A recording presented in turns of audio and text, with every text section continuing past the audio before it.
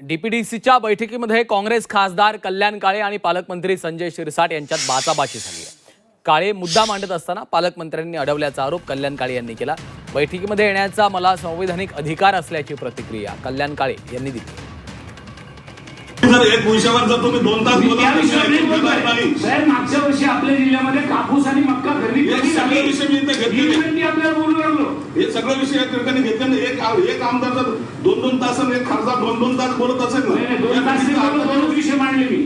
ठीक आहे खासदार साहेब, ठीक आहे। असं कसं बोलून चालेल? कोणाला बसू द्यायचं कोणाला नाही तुम्ही ठरवेल।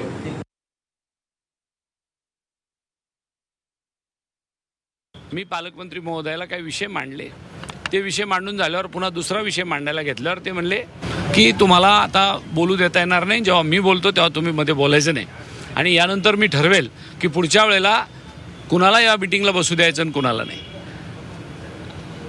जो घटनेने परमपूज्य डॉक्टर बाबासाहेब आंबेडकरांनी जी घटना लिहिली, त्या घटनेने मला जो अधिकार शासकीय बैठकीमध्ये बसायचा दिला, तो काही कुठल्या पालकमंत्र्यांनी माझ्यावर उपकार केलेला असा बैठकीचा अधिकार नाही आणि म्हणून मी त्यांना सांगितलं की तुम्ही मला बोलू दिलं पाहिजे।